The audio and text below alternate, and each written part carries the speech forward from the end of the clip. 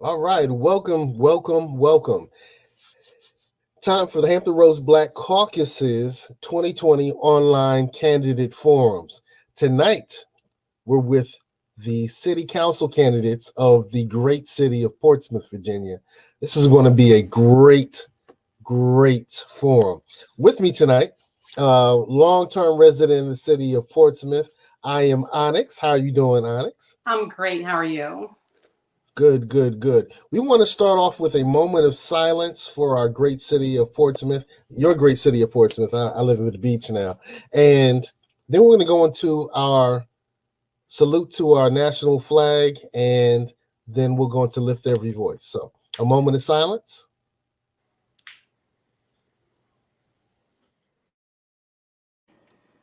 Oh, say, can you see by the dawn's early light what so proudly we've hailed at the twilight's last gleaming, whose broad stripes and bright stars through the perilous fight o'er the ramparts we've watched were so gallantly streaming, and the rockets regular, the bombs bursting in air, gave proof through the night that our flag was still there. Oh, say does that star-spangled banner yet wave o'er the land of the free and the home of the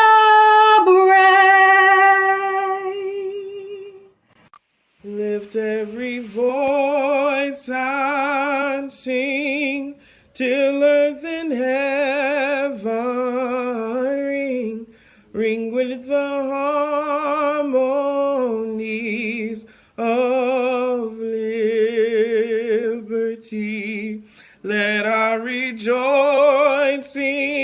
rise high as the listening skies. Let it resound loud as the rolling sea. Sing a song full of the faith that the dark past has taught us. Sing a song full of the hope that the present has brought us. Facing the rising sun of our new day begun, let us march on till victory is won, is won.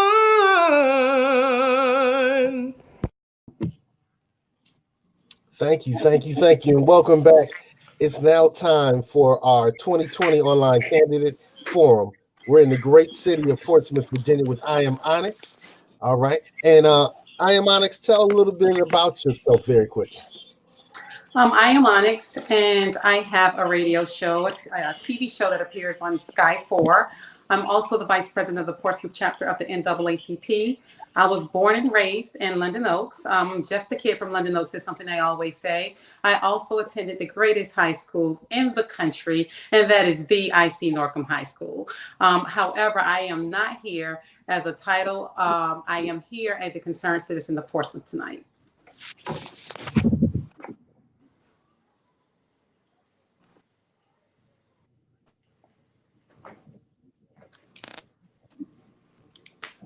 We can't hear you.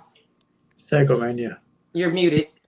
Oh, I did that. And now from the Hampton Roads Black Caucus, we have Mr. Joelle Jones. Joelle, tell us a little bit about yourself. Okay, let's do this. I'm Joelle Jones. Recently retired from the United States Navy, 24 years, 9 months, and 1 day. Navy builder, construction. I'm currently attending school Thank you for your service. Water Tech, HVAC course, and right now I'm just enjoying this retired life, and being a member of the HRBC has been very, very rewarding for professional development and growth. So I'm excited to be here. Great. I'm part of it all. Great. And on the very bottom, our good brother Conrad Chesman. Tonight you're going to act as our timekeeper. So you're going to see him the entire time with his signs telling us when it's time to move on. Okay, so we're going to let I Am Onyx ask the first 3 questions, and then Joelle will take the remaining questions.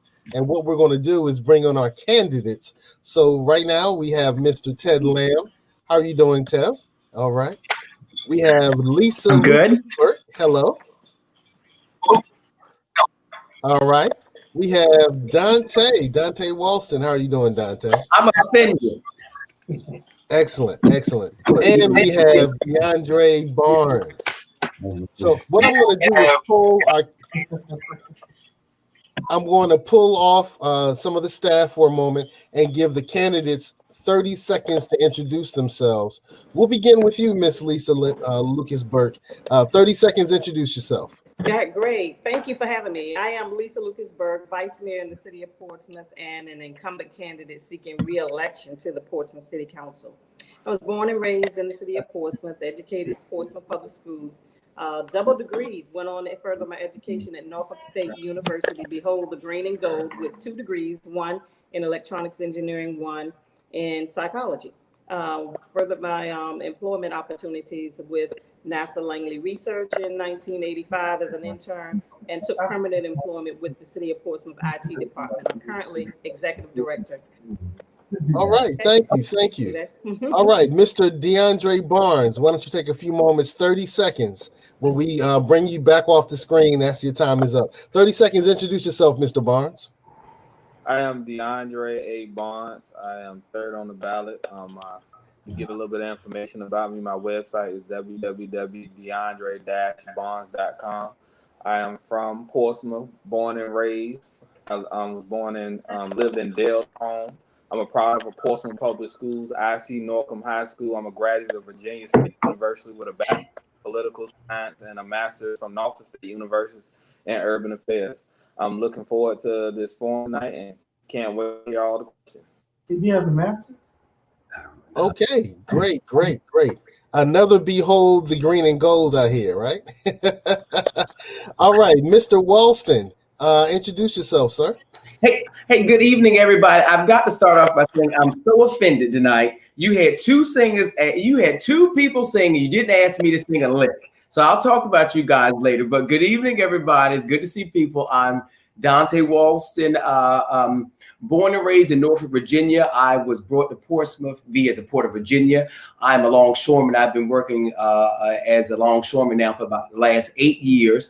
And that's why I decided to buy my home in Portsmouth. I was eating over here and I was hanging out over here. So I decided to buy my house 2 minutes from the job. So I'm glad to be here. And like you said, Norfolk State graduate, Old Dominion. I studied vocal performance. And I'm glad to be in the race for City Council. We need something new.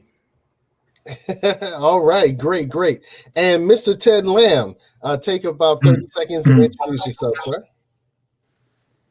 Okay, great. And I'll try and use that 30 seconds. My name is Ted Lamb. On the ballot, I'll be first on the city council side under Ted J. Lamb. I am a public school teacher. I have 24 years experience. I am finishing my 2nd term on the Portsmouth School Board at this time. My undergraduate was in social studies education, and I have my master's in special education at this time.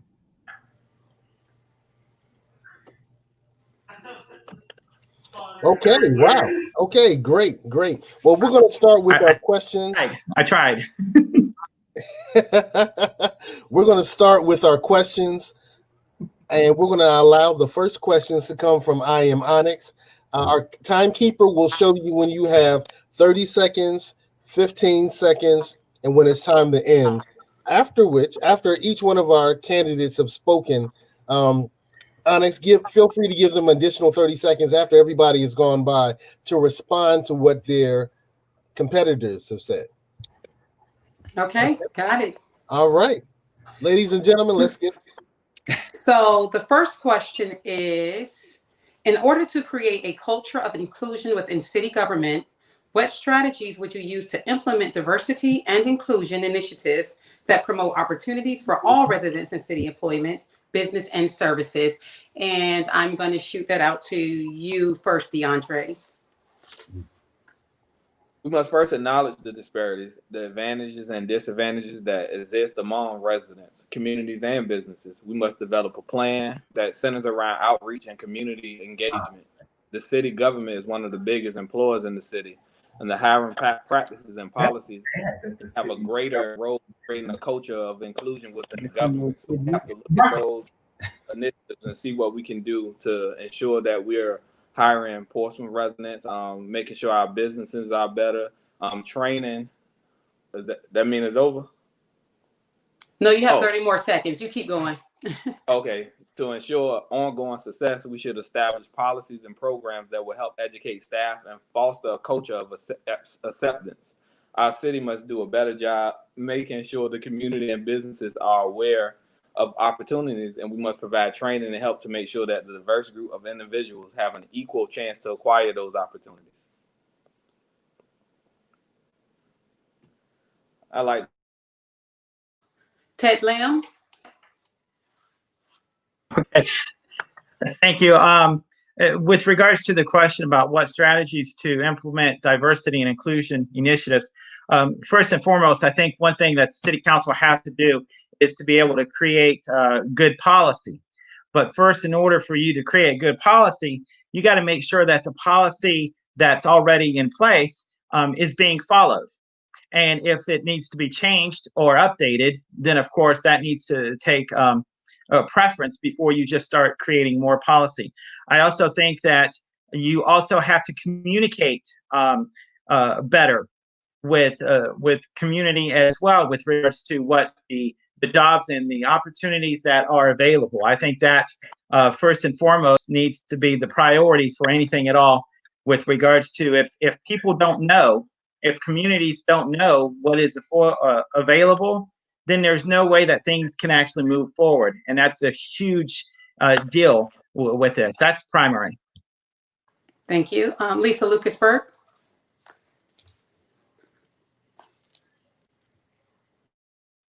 We can't hear you. Oops, I was muted. I'm sorry.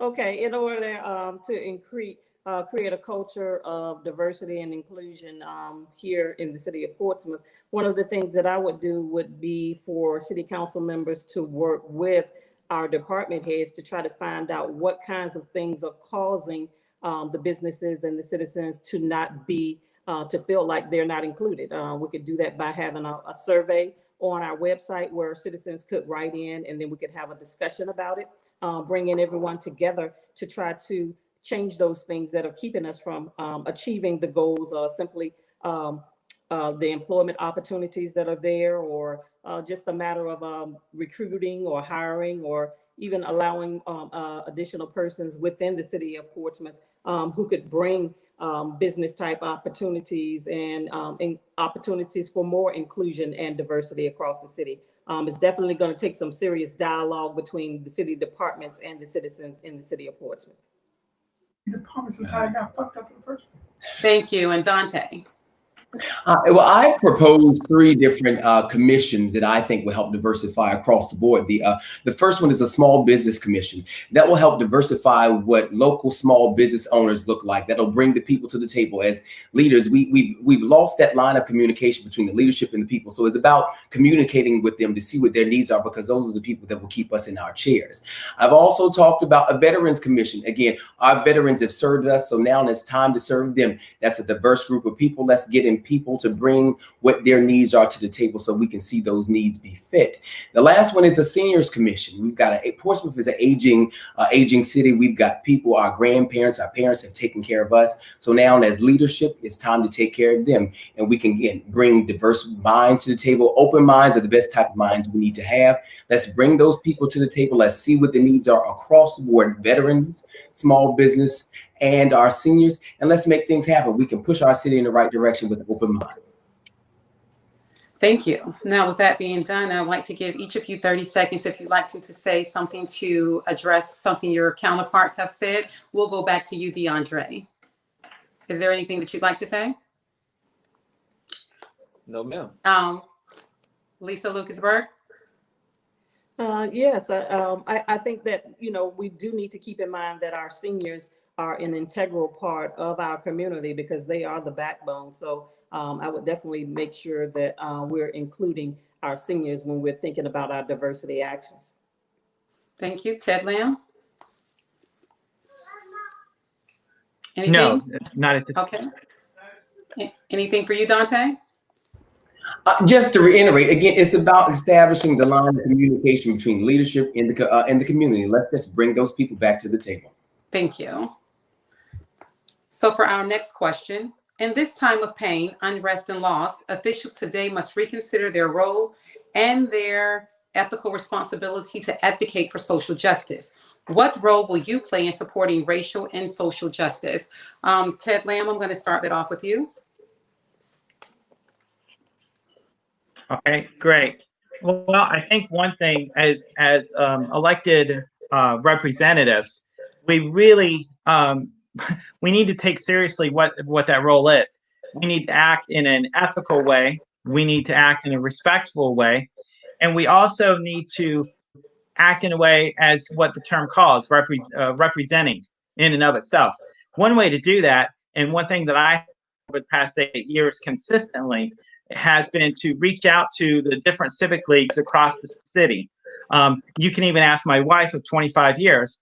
I probably was on the verge a couple times for as many days and nights that I was out of the house attending civic leagues and so forth. So one way that we can do this in promoting racial and social justice is actually, as elected representatives, getting out there with the people in their communities as well to find out what's going on. That builds cohesiveness and trust.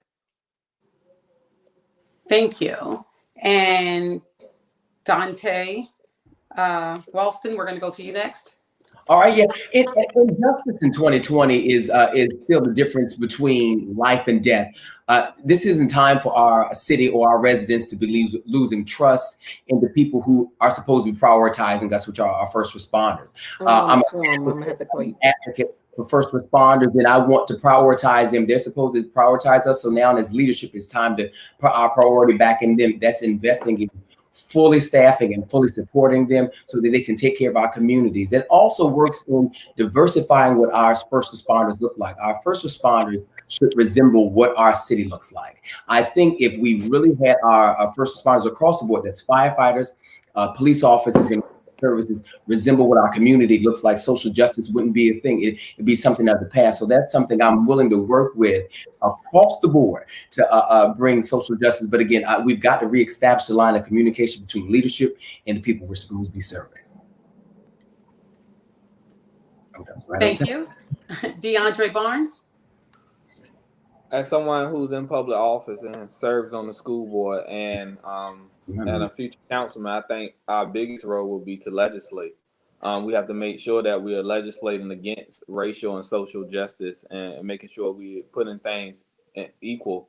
And as a school board member, one of the things that I've done is I've opened the communication between the board and the community by actually having town hall events, having weekly town hall events, going out into the schools and talking to the people, going out into the communities and talking and finding out what the issues are. So too often we talk at people, we don't go listen to them and find out what the issues are in their communities. So this is what I plan to do once on council. I plan to go out and talk to the communities, find out what their issues are so we can address them and make sure that we are doing what's right and making sure that we're not putting our disadvantaged people in a bad situation.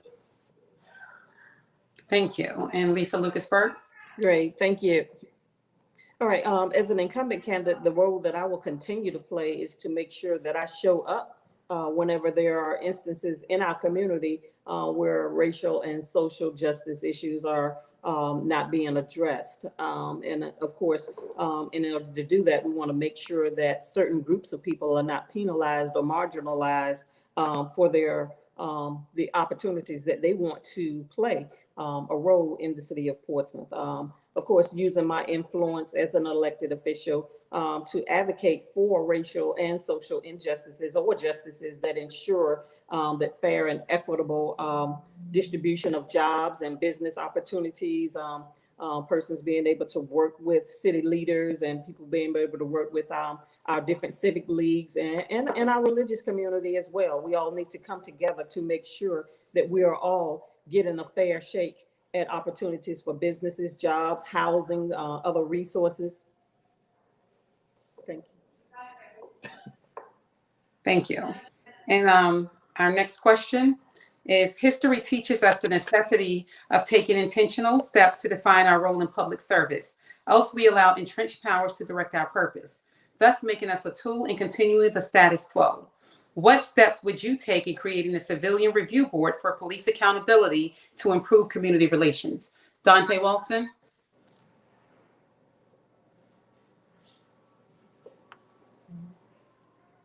You're muted. Dante, you're muted.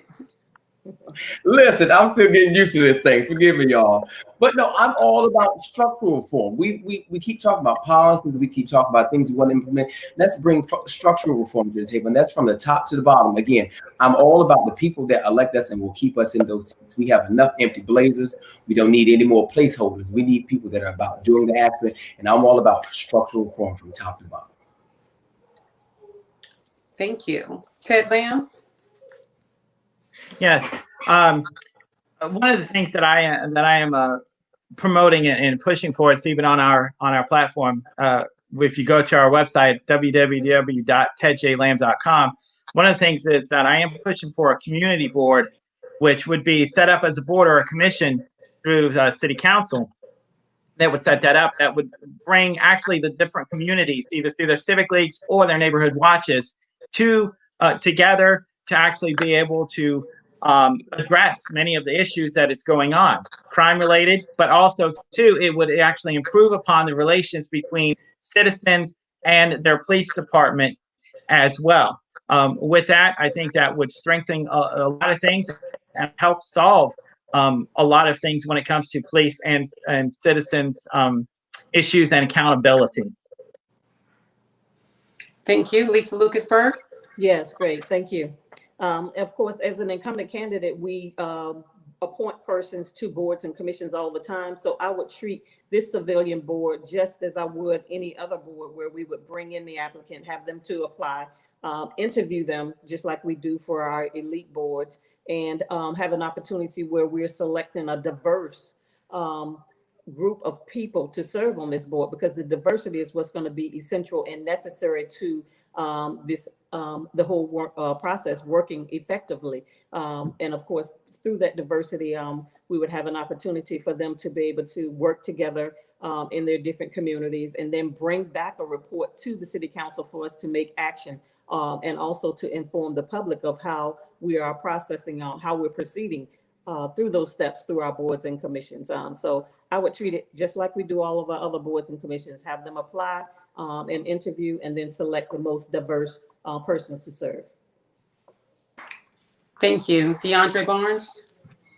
Well, currently there's over almost 150 of these type of boards throughout the United States, and from research, it looks like they're working in other parts of the city. I mean, other parts of the United States.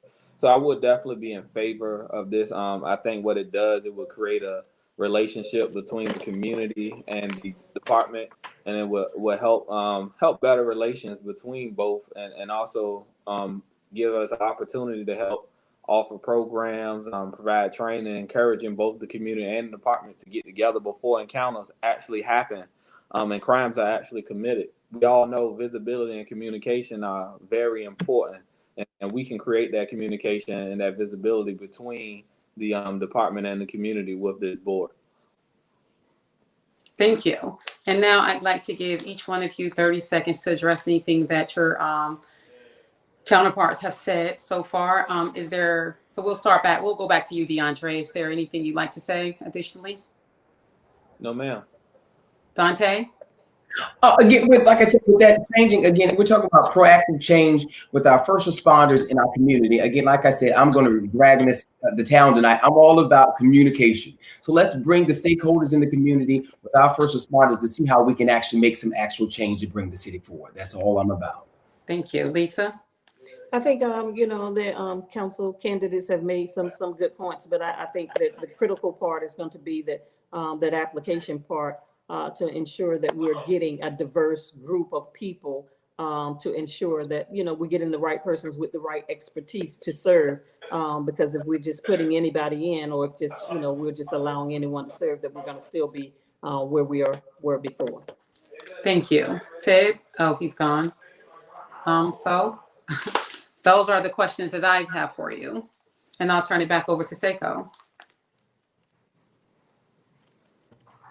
All right. Before we bring in our other question, there was a question by Portsmouth's own Sergio O'Neill.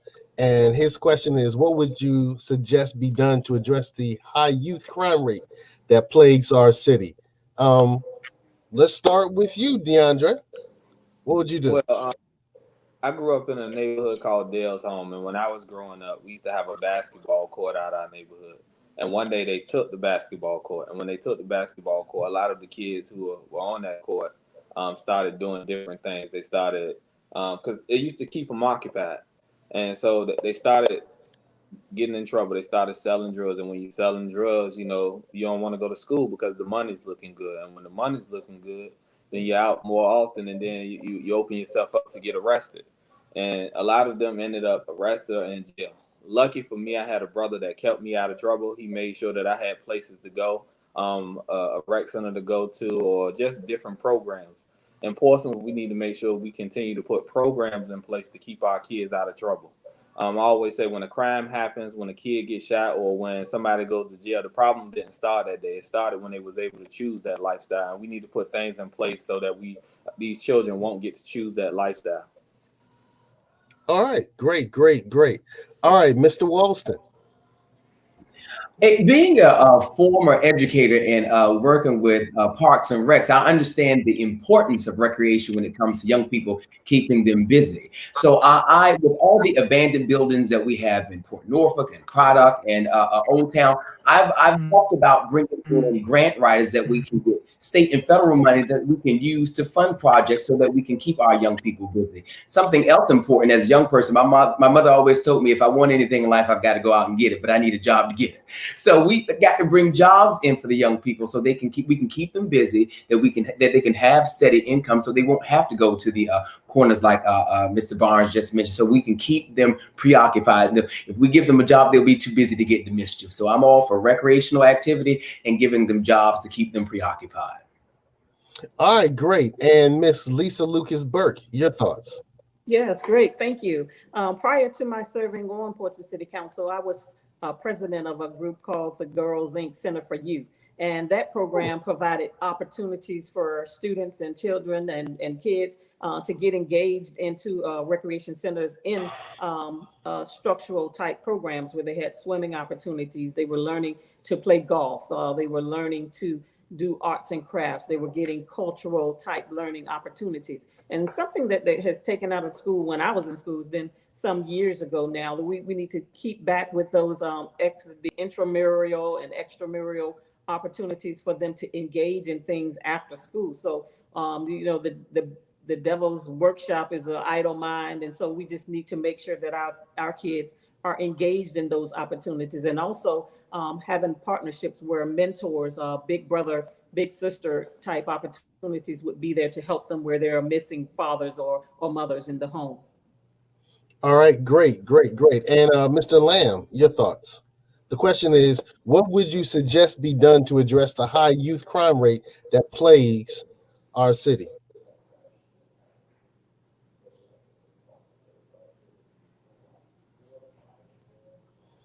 Okay, while we're waiting for Mr. Lamb to tap in, we're going to bring in Mr. Joelle Jones. Well, I think Mr. Lamb's back. Are you back? Okay. He's not back yet. He's out there fighting crime. Okay. This is Joelle Jones from the Hampton Roads Black Caucus. You'll be asking our next set of questions. So proceed, man. The seat. Awesome. Good evening, ladies and gentlemen and candidates. So I'm going to ask these 3 questions. My first question would be, what is your plan of action to stimulate economic growth and improve employment opportunities in significantly minority populated strategic growth areas within the city? And start with who we got, Miss Tamara?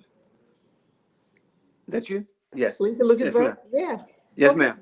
Great. I always love economic development questions because I served on the economic development as a member and then as a chair before I ran for the Portsmouth City Council. So I would definitely partner with or continue to work with our economic development director and his team to ensure that the developers and the contractors that we are bringing quality type job opportunities that would create good paying jobs, like we're doing with our partnership with the casino, ensuring that there are high paying jobs for contractors and minorities, and also developers who are going to bring fair housing and equitable housing and affordable housing on this side of the Elizabeth River. So working and partnering with our economic development partnerships with our staff there would be the road that I would take to continue to ensure that our economic development opportunities are strong for all of us here in the city of Portsmouth. Awesome. That sounds good. Thank you so much, Ms. Burke. Deandre, what would be your plan of action? Well, I think what we need to do is open up Portsmouth for business. Too often, some of the biggest businesses that we bring to Portsmouth is 7-Eleven.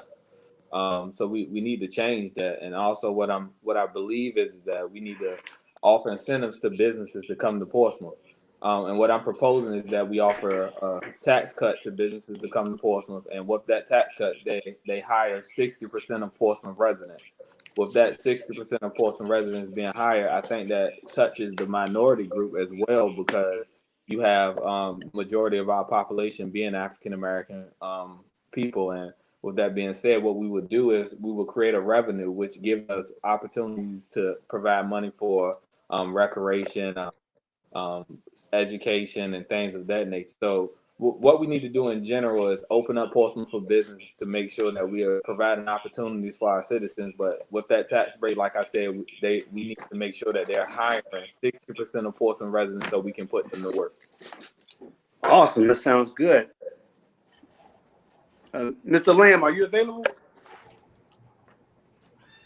I guess he's not.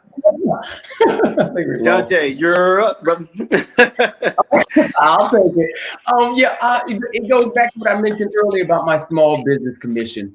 It will represent all neighborhoods, but it would help us to localize jobs in our local communities at Cavalier Manor, in Churchland, in Truxton, in Old Town. So my small business commission would make sure we're fair and equitable. Again, diversifying what small business looks like, and getting those vacant buildings, getting them going again. We have beautiful vacant buildings. We need to have small businesses that will feed jobs to our local citizens, so they don't have to go through those tolls or deal with those tunnels, and they can stay right in their backyards and make the thing happen.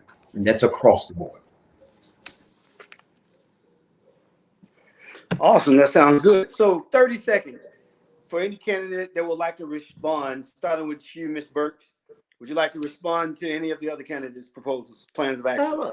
I think our council candidates have brought up some good points, but I think even the ideas that you bring, we have to include our economic development department in there, because they're going to be the ones with the resources that will help us to bring those developers and to bring jobs and to bring our entertainment district and to bring our recreation centers to help them to get on board with good developers who are going to bring opportunities here. So. Okay, awesome. Deandre.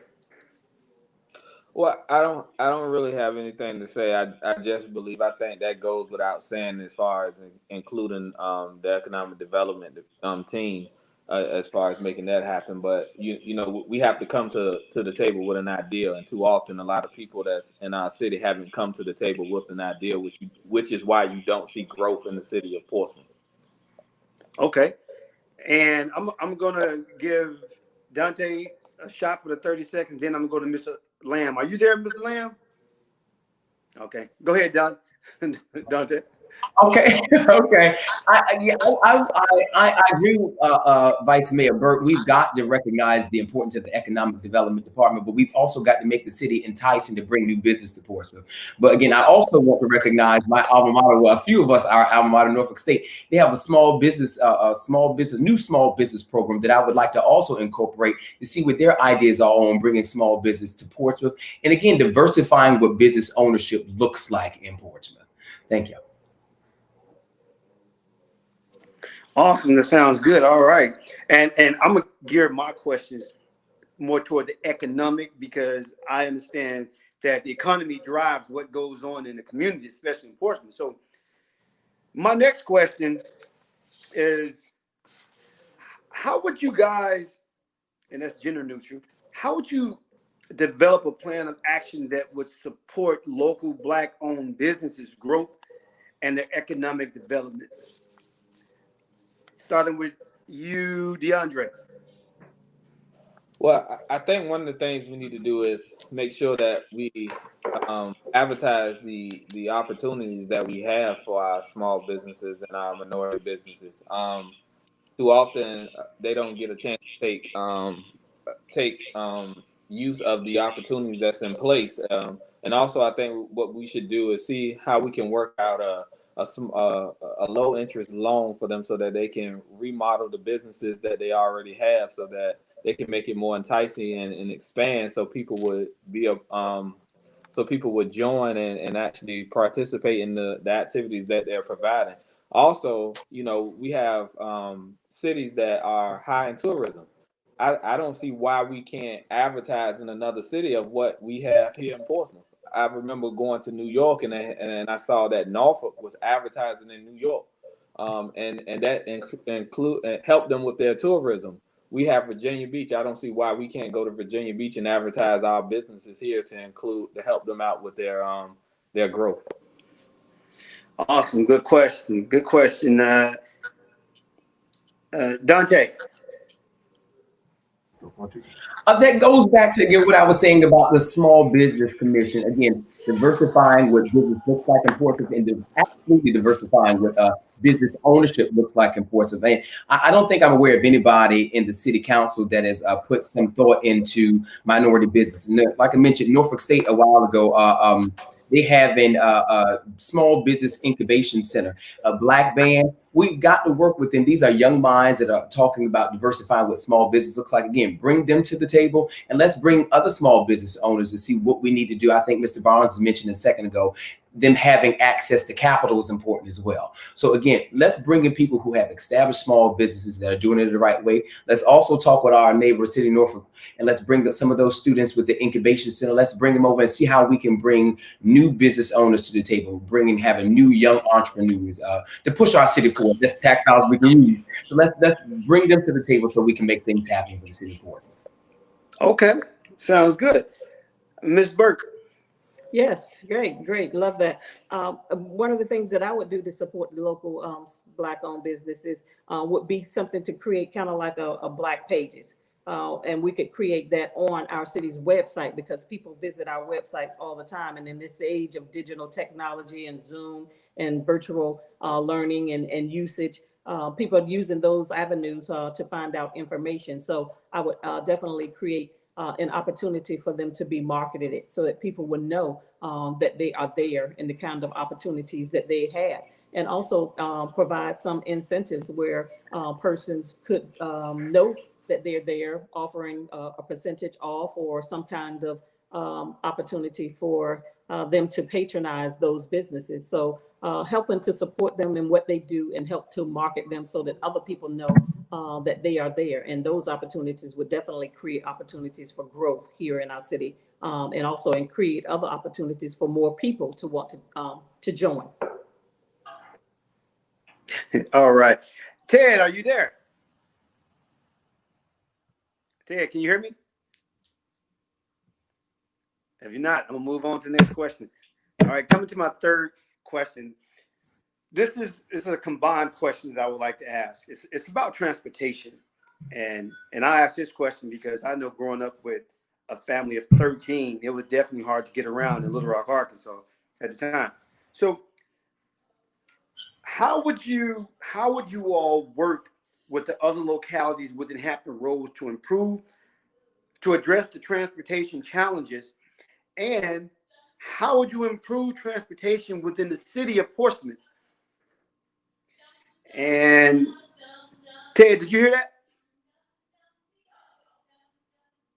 All right, so let's go with Deandre first. Well, one of the things I think what we need to do is we need to work regionally to expand the light rail. I think expanding the light rail gives us opportunity. One, because I'm biased because I'm born and raised in Portsmouth, but to get people here to Portsmouth to enjoy the festivities that we have going on in Portsmouth without going through the tunnel. I think working together helps increase income from everybody. Working together always is a benefit, and that's something that we need to do in this city. And also that can help us leverage the public access that we have here, with our land, buildings, and our waterfront. Hopefully in the future with a new council, we can develop our waterfront to a place where people, when that light rail is expanded and we work together to do that, where they can come here and enjoy everything that we have going on in Portsmouth. And so those are the things that I would love to see here. And I would love, like I said earlier in the beginning, I would love to see that light rail expanded throughout the 757. All right, Ms. Burke.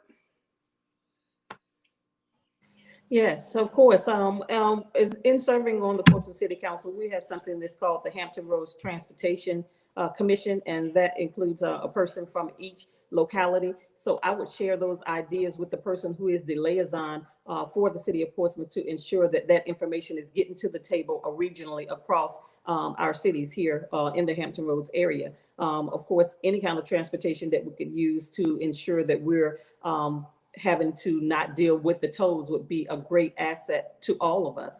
And then, of course, working with our state legislators, our delegates and our senators to ensure that they continue to bring us those funds that we need to bring down the cost of transportation issues that we impact, whether it be local through our bus lines, our ferries, or just any kind of taxis or any kind of transportation. Of course, that funding coming from the state always helps us locally here and across the region. So definitely working with everyone on the Hampton Roads Transportation and our legislators in Richmond. Thank you.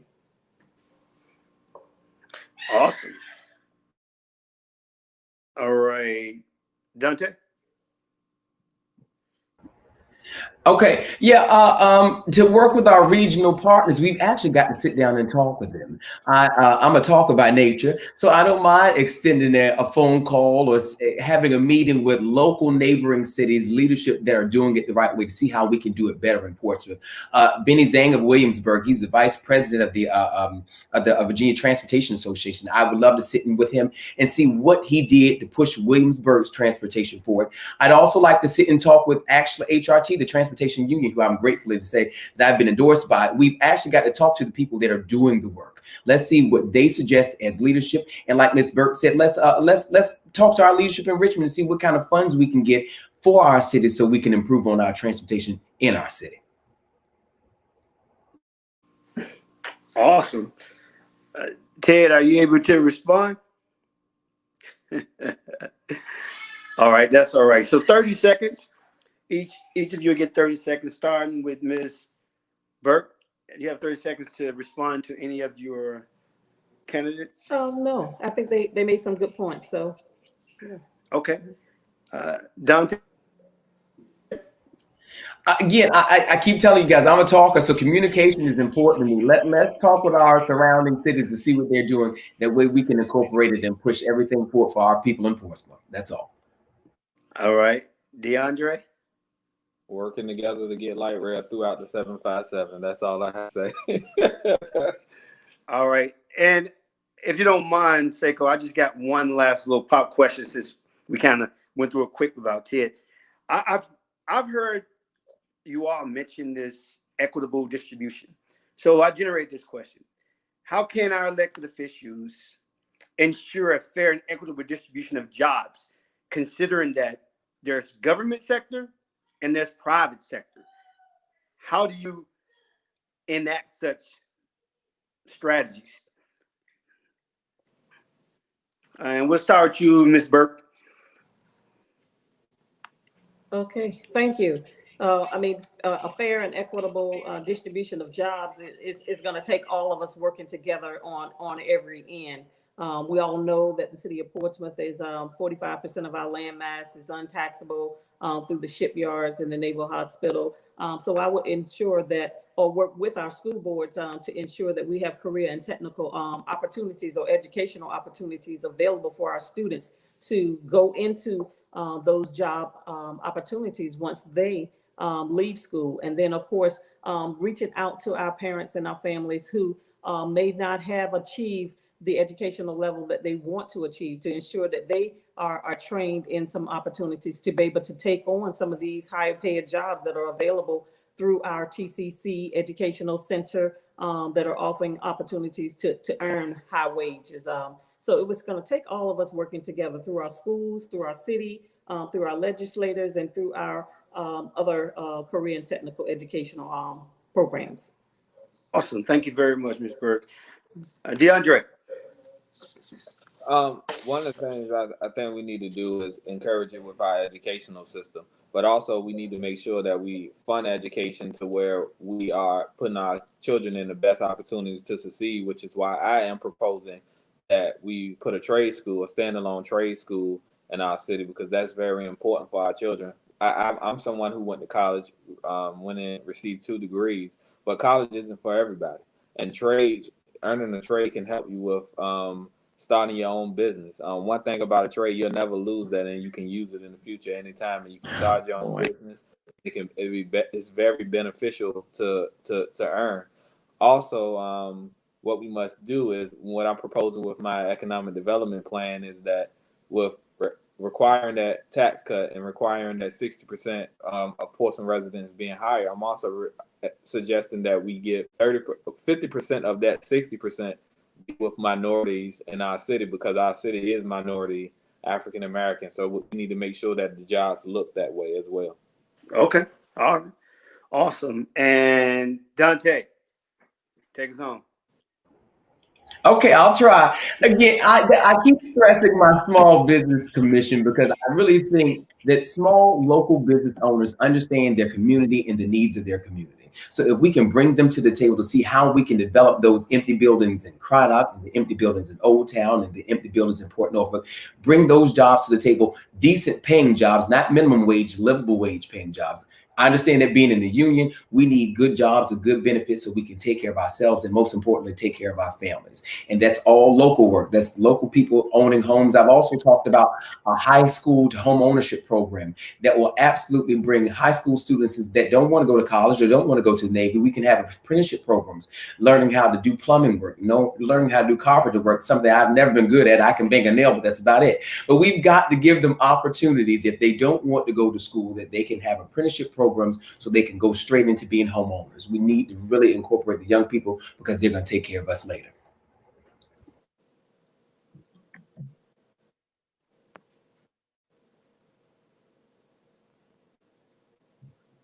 Ted, are you there? All right, I guess he's still not there. Just so you know, I'm good at carpentry work anyway. But hey, 30 seconds. Does anybody want to respond? You got 30 seconds.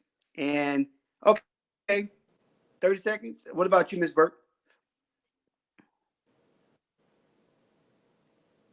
Mute. You're on mute. You're muted. Oh, sorry. Oh, great question. Working with our legislators is always a great opportunity for me. And as a council member, one of the things that we get to do every year is we get to set some legislation that we want our legislators to take a look at. So being able to create some tax credits for residents and businesses is something that we have done in the past. And of course, there's always a way to find extra funds in the budget to help mitigate the taxes on the tolls that currently exist in the city of Portsmouth. So working with our legislators would definitely get us there. Thank you. Awesome. Okay. Deandre? Well, I think it's like the councilwoman said, it's important that we work with our legislators to get things done. And hopefully we can talk to them and see what type of tax credits we can get for the city of Portsmouth and our residents and our businesses. As far as seeing the progress of it, one of the things you need to do is monitor your state legislators' records. And also I encourage you to monitor the records of your council people as well. See what they've done in the last years that they've been in office as well.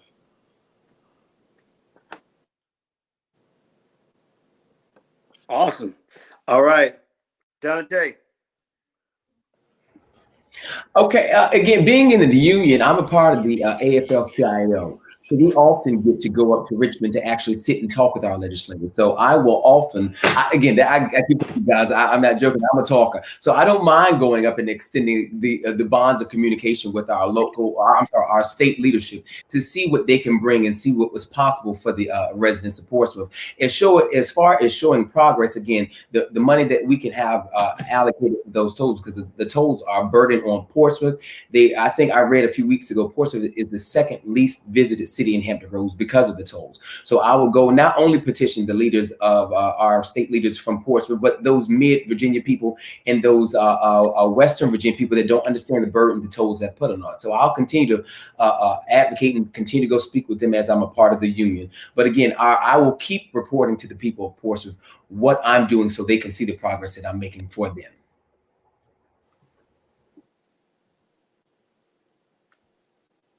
A really good feedback to what they're going to do.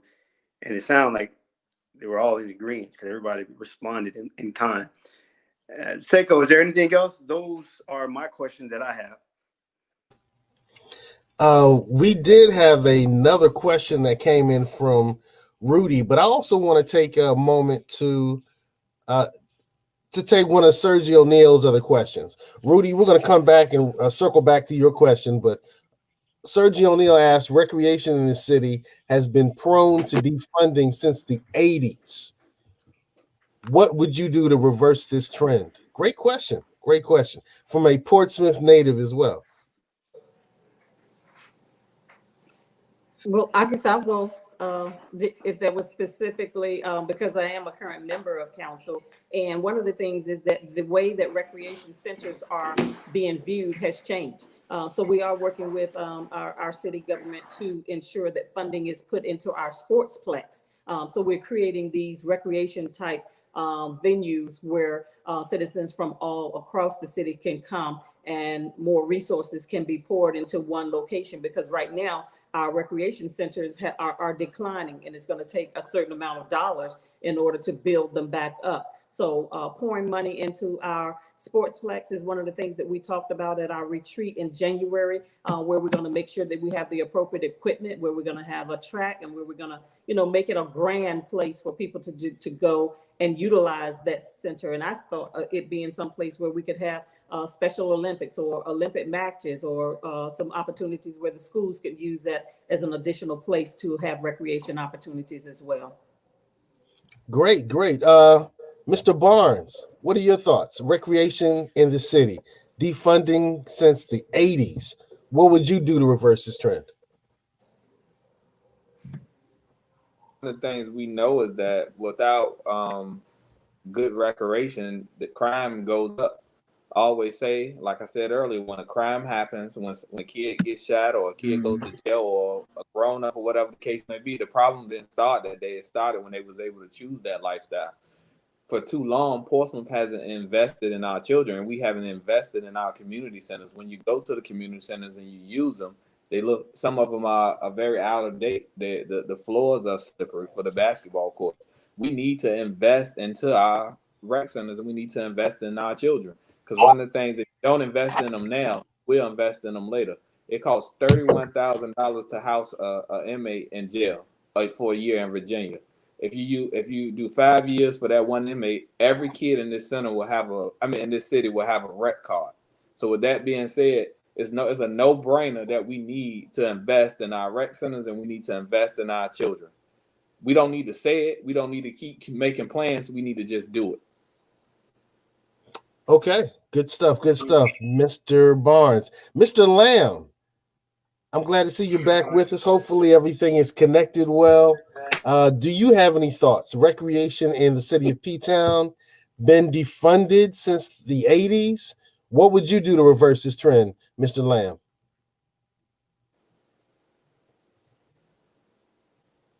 Okay.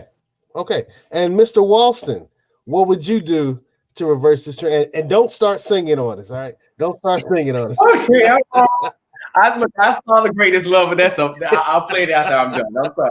Come on, Whitney Houston. But either way, but on a serious note, like I said, going back to what I said, I have a Parks and Recreation background, so I understand the importance of investing for our young people. And every other city in Hampton Roads have grant writers that fund that write grants specifically for the city. I'm for bringing in some interns, part-time grant writers, what have you, that can write specific grants so that we can have those abandoned buildings in Cavalier Manor and in Truxton, in Westbury, that we can have somewhere for the young people to go. Mr. Barnes mentioned that some of our buildings aren't well taken care of. That's something that we need to address as well with the grant writing. If the city doesn't have the funds, let's get some funds in for some private stocks. Invest in our city, but get those grant writers so that way we can have the extra revenue. We know our city's cash strapped. Let's bring in some young people with some good grant writings. I'll bring them some good pens so that we can make it happen for the city of Portsmouth. Thank you. All right. Well, hey, we want to thank our candidates, this first round of candidates. The second round is coming up. Miss Lisa Lucas Burke, we want to thank you for being a part. Deandre A. Barnes, we want to thank you for being a part. Dante Walston, we want to thank you for being a part. And Mr. Ted Lamb, he was on with us a little earlier. When I have this moment, we're going to do a quick intermission.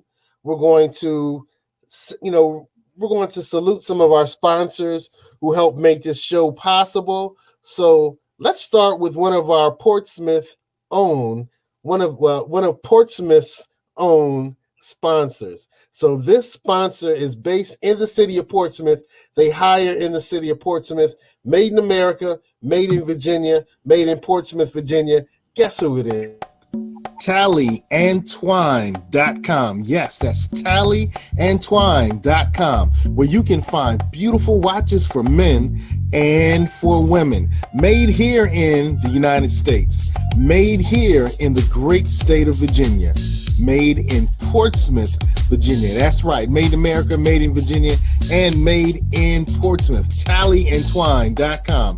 Great watches for the men. Look at these beautiful watches. Aren't they nice, masculine, really attractive? And these sexy watches for our beautiful ladies. tallyandtwine.com.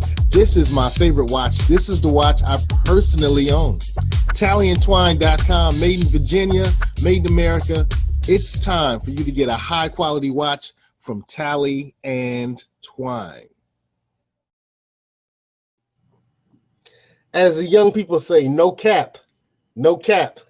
That's my Tally and Twine watch. Yeah, the black on black. I call it the black on black joint. Look, made in the beautiful city of Portsmouth, Virginia, Tally and Twine watches. It would be great to see our city council candidates sporting their Tally and Twine watches when they're on time. So, Mr. Shesventer, tell us about the car you're driving, that other great sponsor of tonight's show. Now, it would be a really good thing if I would be able to leave all the way from here in Virginia Beach to head over to Portsmouth in order to get a Tally and Twine watch. Those tolls are a bit prohibitive. I'm glad some of the candidates spoke on that, but I'm in a Southern Volkswagen when I do that, specifically on 1248 South Military Highway in the great city of Chesapeake. Southern Volkswagen, hop by, speak with Cynthia Rawlings, Charlie Roy, get yourself the type of car that you'd want to go from Virginia Beach to Portsmouth. Beautiful. Any day of the and week. one other sponsor before we bring on our other candidates and return with I Am On. The guide is really undergoing a transformation. as we focus on social and digital media in addition to our print. But our mission has never changed. It is to be an authentic recorder of news, events, information, and issues as they relate to the Black community. Your subscription today ensures the stories will be told tomorrow. Beautiful. We want to say thank you to all of our sponsors for tonight's forum. Tonight's forum is with the Portsmouth City Council candidates for 2020. Hey, November 3rd, they're looking for your vote. So hopefully they're going to entice and encourage somebody, maybe even earn somebody's vote tonight. We'll see. We have with us from the great city of Portsmouth, from IC Norcom, right? Yes, you know it. Okay. You know it, All former right. counselor. She's a Greyhound. I used to work at IC Norcom, so I'm a Greyhound, but I also worked at Churchland High School. I'm a trucker as well. Got to salute the truckers. Salute that. All right. Oh, by the way, salute to Hunt Map Middle School. I worked at Alf J Map before it was Craddock, so salute to Craddock and Alf J Map. I'm just doing my P-Town card right now. I can walk anywhere in Portsmouth, Virginia. Right. Hey, look, Onyx, tell us a little bit about what you do for the city of Portsmouth. I am Onyx. I am an advocate and an activist. I'm the vice president of the Portsmouth chapter of the NAACP. I have a television show called The Onyx Effect that comes on Sky 4 every Sunday and Monday at 1 a.m. I also have a radio show called VOD that comes on Radio Live every Thursday night at 8 p.m. However, I am not here as any of those things. I am here as a citizen of Portsmouth, Virginia. I grew up in London Oaks, and I graduated from the greatest high school on this side of heaven, IC Norcom, and I'm just here to make sure I express my concerns as a concerned citizen. All right, great. And we have with us Conrad Chesvin, and he's going to be our timekeeper. So you'll see him holding up the time. We have some great candidates who'll be with us tonight. We have Ed Brown, we have Admiral Mark Hugel, and we have Nathan Clark. Yes. All right. Good to see you, gentlemen. All right. We're going to give each one of you 30 seconds to introduce yourself. We'll begin with Mr. Clark. So, Mr. Clark, you have 30 seconds to introduce yourself. Unmute yourself and tell us a little bit about yourself. Well, first of all, thank you for having me this evening. And I'm proud to say, just as Onyx did, I'm a proud graduate of IC Norcom High School as well. I grew up in the city of Portsmouth. I've been here my whole life. I started serving our citizens, working for the city in 1988. I served for 20 years. I was able to retire in 2007. I currently am employed by the state, and I was fortunate enough to be elected in 2016. So this is the last year of my 4-year term, and I'm seeking re-election. So please support me on November the 3rd. Thank you. All right, great. And Admiral Mark, tell us a little bit about yourself. All right, unmute yourself and let's hear from you. All right, thanks, Seiko, and thanks so much for hosting us this evening. I'm Mark Hugel, candidate for Portsmouth City Council.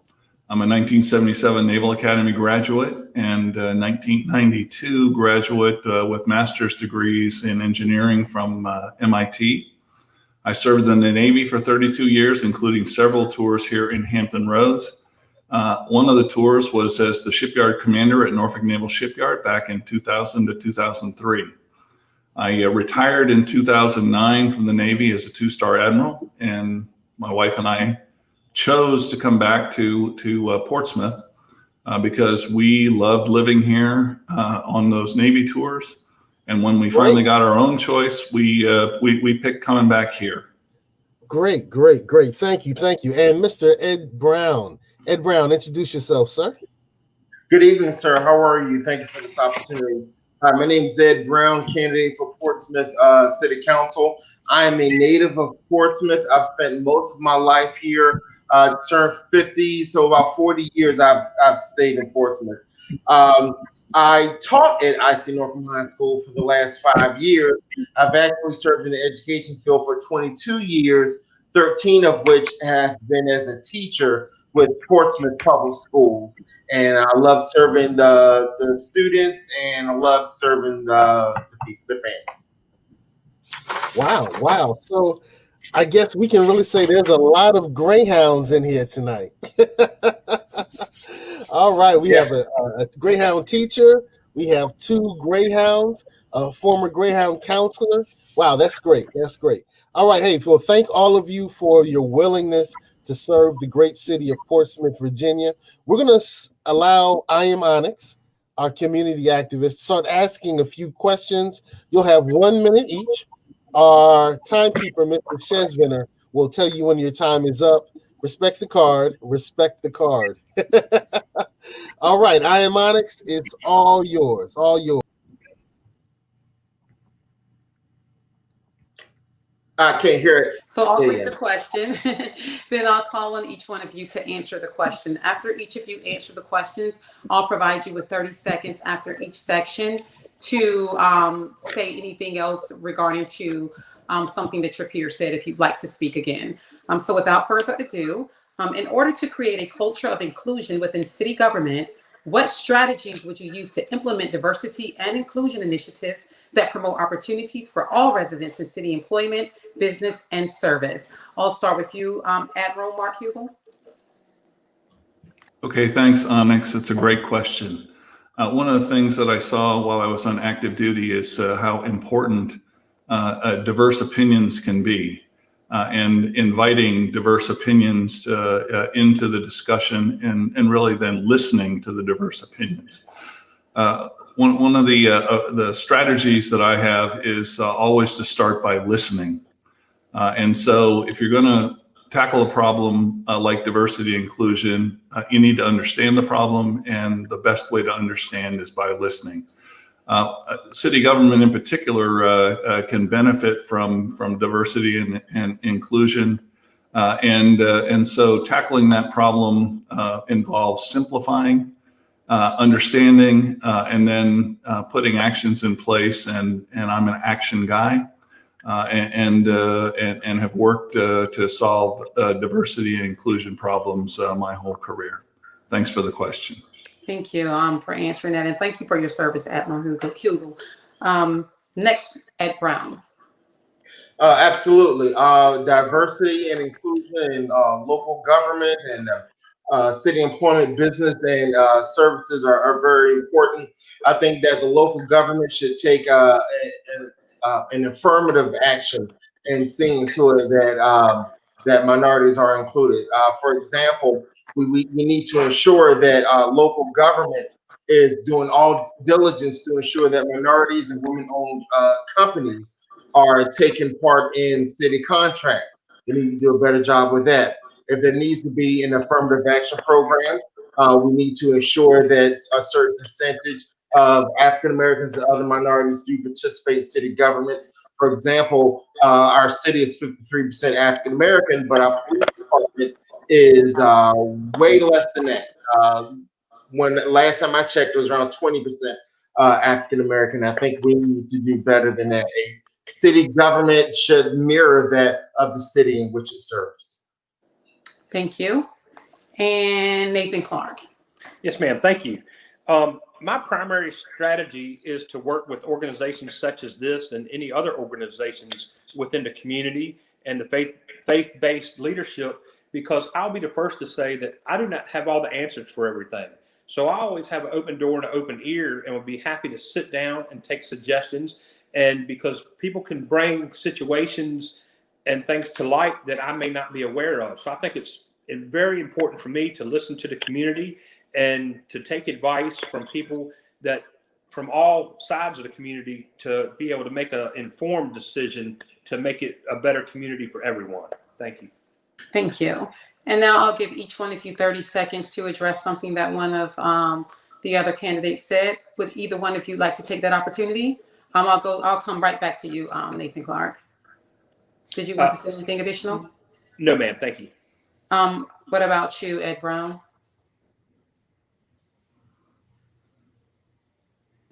And I'll take that as either no or he couldn't hear me. And Admiral Mark Hugel, would you like to say anything additional? No, thanks. Okay, thank you. I'll move on to question number 2. In this time of pain, unrest, and loss, officials today must reconsider their role and their ethical responsibility to advocate for social justice. What role will you play in supporting racial and social justice? So we'll come to you first this time, Nathan Clark. Yes, thank you very much. It's kind of mirrors the last question to a certain degree. I think the community needs to be involved in everything going forward, and some of the injustice as far as with the police department and everything else, there has been discussion of a community review board, and I think that's a good way to go. I've been a law enforcement officer. I've been wearing a badge for 32 years now, and I welcome the community come in and to do reviews, because if you're doing the right thing, it doesn't matter who's looking at you. So I think that would be an important step to move forward to heal some of these issues. Thank you. Thank you. And Admiral Mark Hugel? Yes, again, thanks, and a great question. So the important word in the question from my perspective is ethical. So I have worked my entire Navy lifetime to live into the Navy values of honor, courage, and commitment, which is really saying ethical behavior or operating with integrity. And so the only way that we can generate trust between across the racial divide that exists here in Portsmouth is to act trustfully and to behave with integrity, with openness, with transparency, and maybe most importantly with fairness. And fairness is an important word for me. I really abhor unfair behavior, and so listening and understanding to those who have felt that they've been treated unfairly and acting is my approach. Thank you, and welcome back, Ed Brown. Yeah, I'm sorry. Go ahead. We couldn't hear you. I'm sorry. I had a problem with my internet cutting off. Sorry about that. No problem. I'll restate the question for you. In this time of pain, unrest, and loss, officials today must reconsider their role and their ethical responsibility to advocate for social justice. What role will you play in supporting racial and social justice? Well, in terms of the city councilman and in terms of promoting racial and social justice, I would like to work with activist organizations such as the NAACP and individuals such as yourself. I recall the great work that you all did in addressing the problems at the Chick-fil-A on Frederick Boulevard in Portsmouth. Actions such as that, I as a city council member would be involved, and I would be proud to be so. Absolutely. Thank you.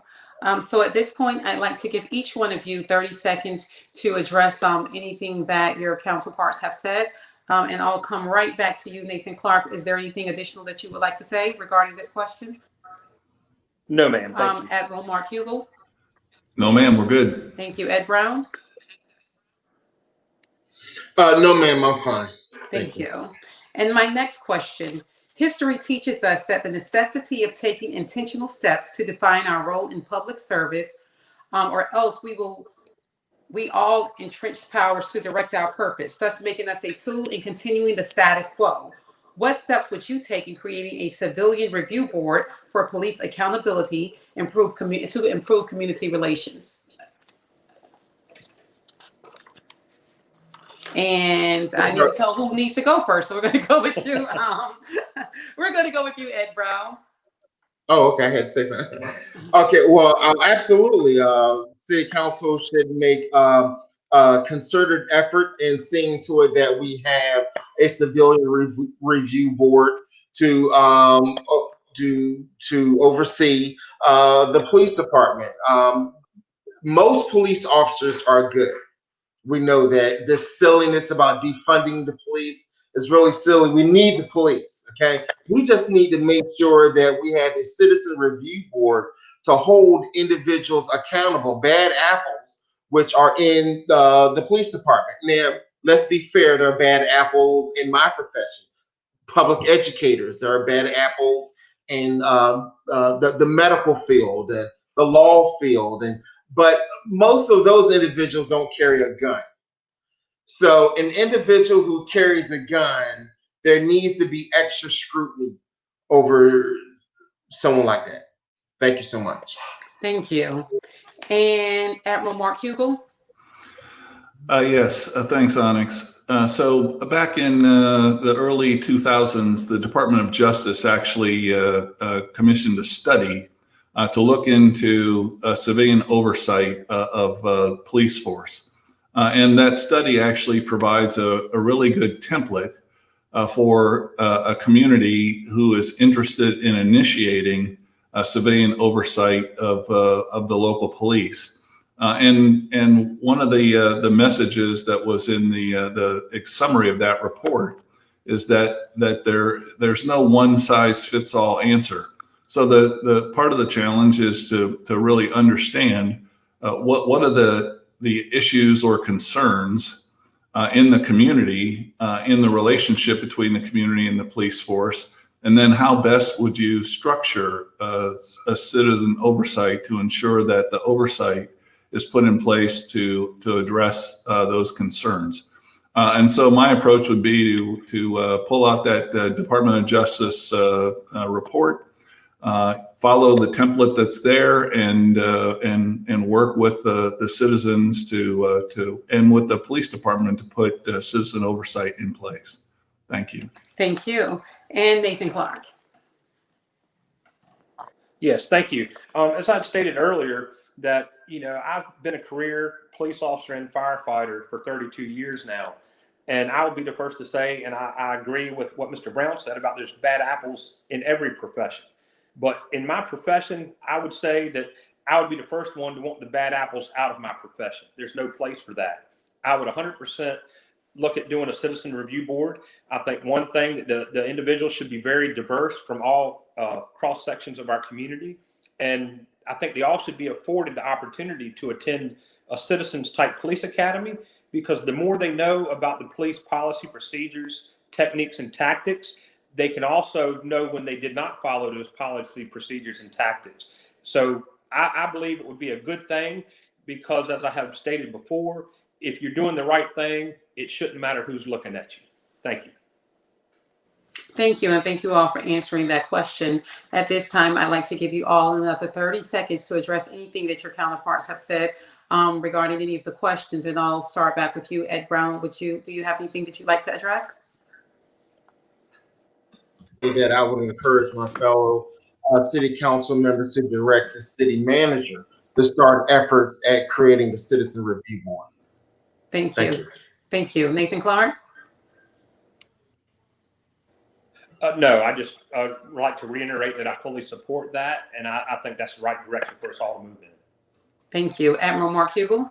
Yes, thanks. So I certainly agree with Ed and Nate that on the bad apple theory. I mean, we have good policemen, and it only takes one person either who is not well trained or just has a bad day with a gun in their hand to break the trust that with the citizens. So thanks. Thank you, and thank you all. And with that being said, I'll turn it back over to Seiko Varner.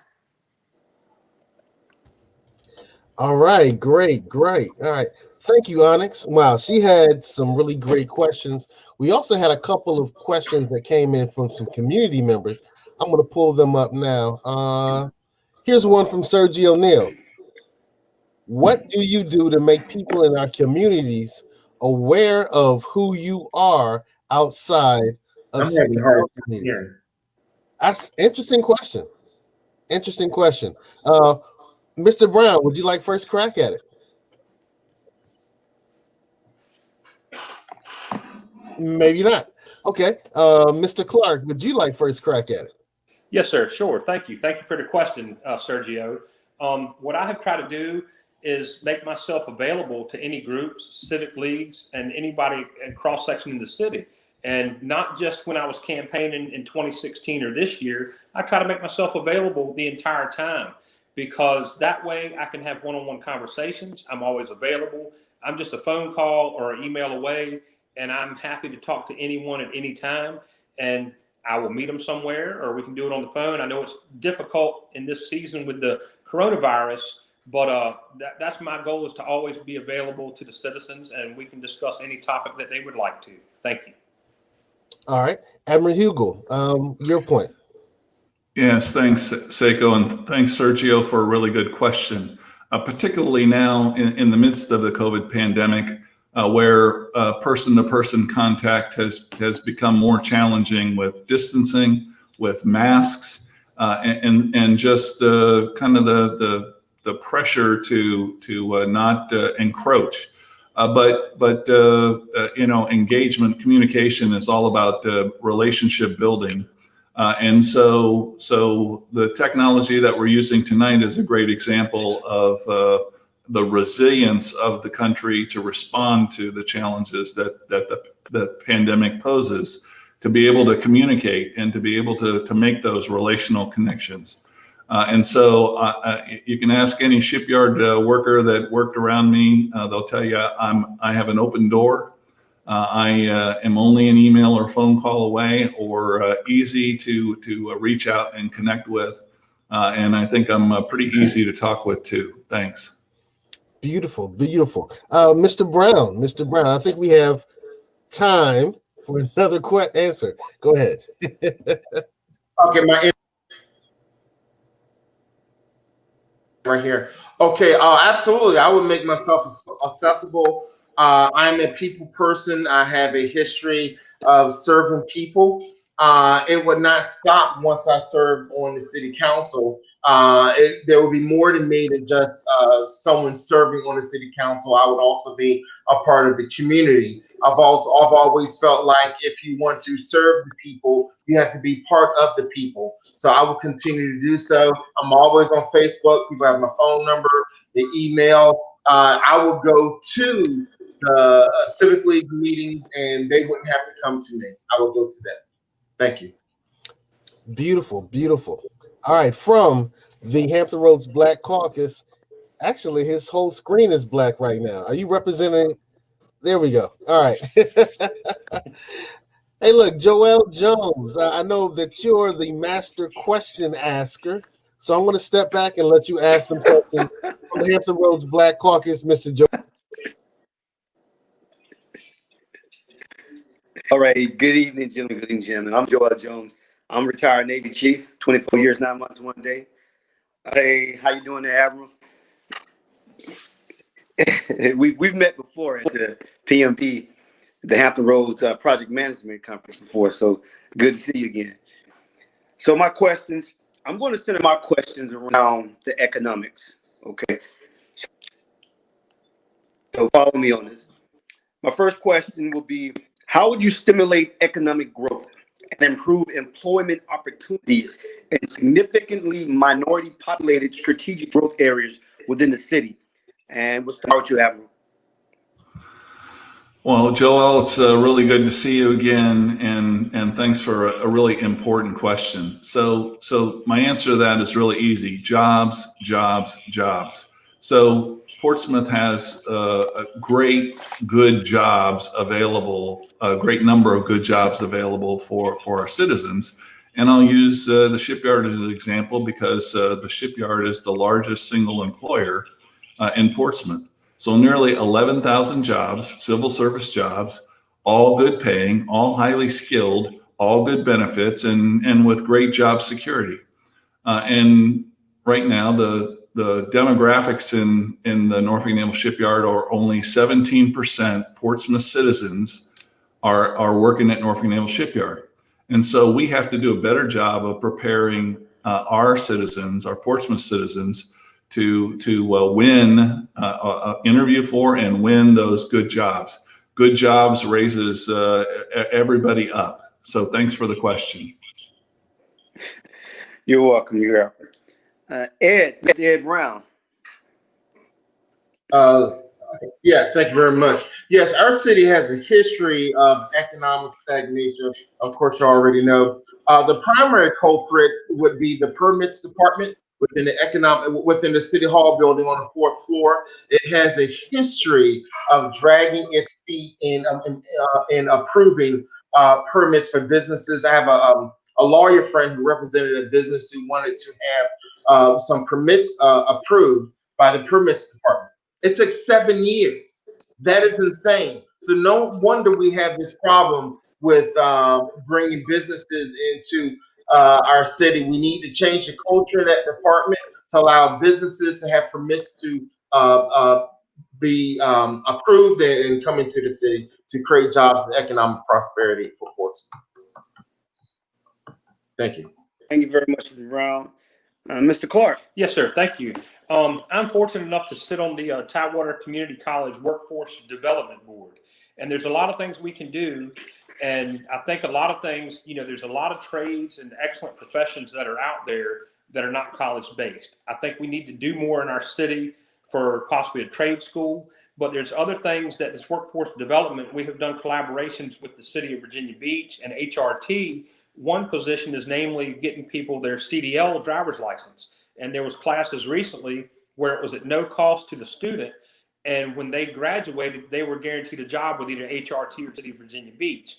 I brought that back to a council meeting suggesting that we could do the same thing because we have a lot of vacant positions that require CDL licenses in the city of Portsmouth. So anything that we can do to promote, education and workforce development, to provide more jobs, to retain our people in the city and work in our city, it benefits all of us. Thank you. Awesome. Good question. Good answers. Good answers.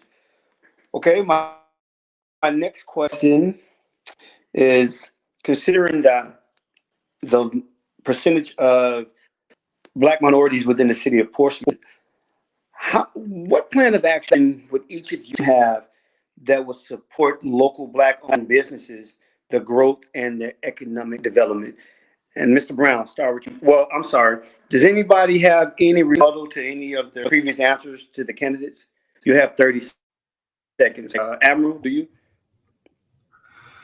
Yeah, Joel. So real quickly, in order to prep our folks for jobs, we need to invest in STEM programs like Star-Based Victory for our middle schoolers. We need to invest in career technical education for our high schoolers. And we need to invest in workforce development at the college level at TCC and elsewhere. And I serve on the TCC board representing Portsmouth for exactly that reason. Thanks. Okay. Mr. Clark, 30 seconds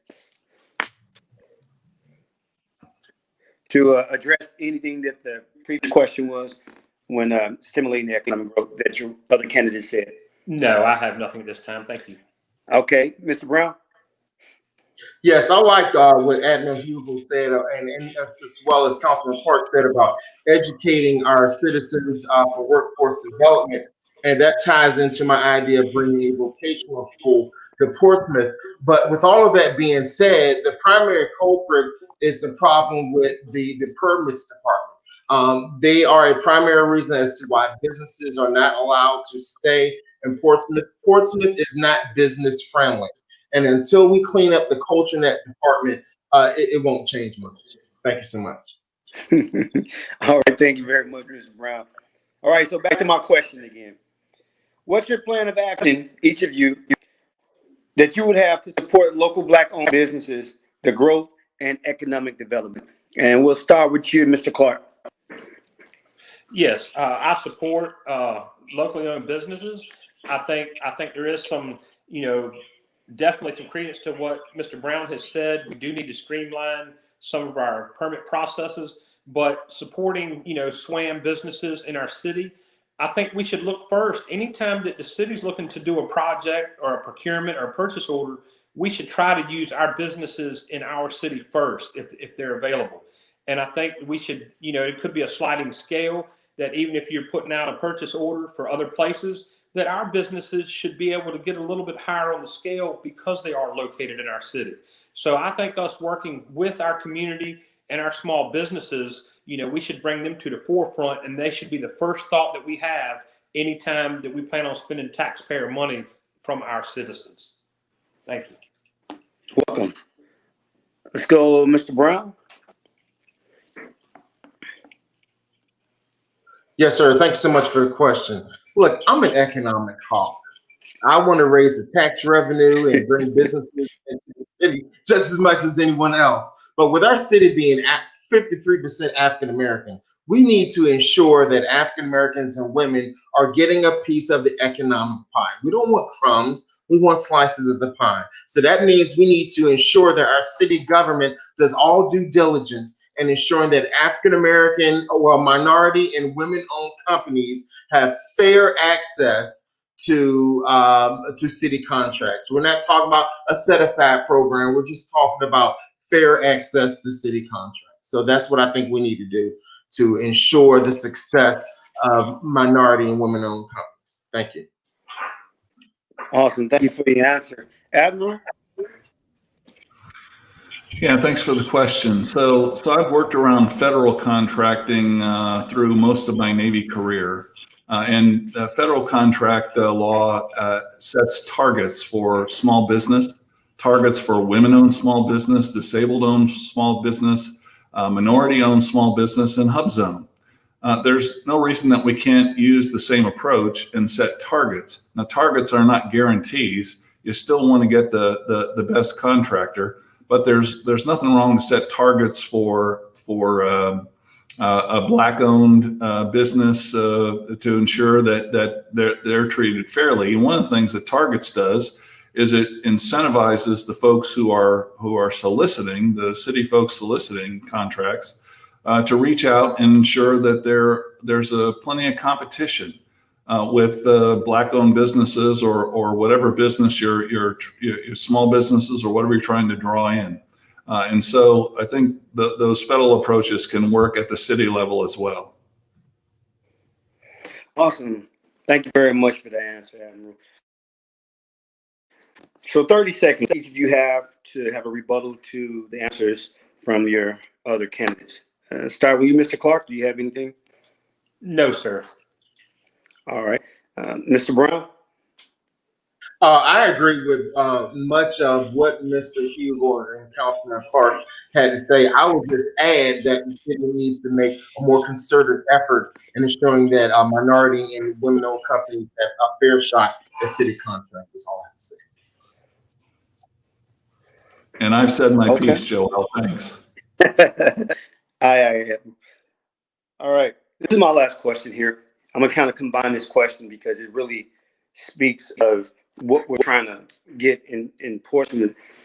And what's your plan of action to improve the public transportation within the city, and also your plan of action to work with other localities to address the transportation challenges within Hampton Roads?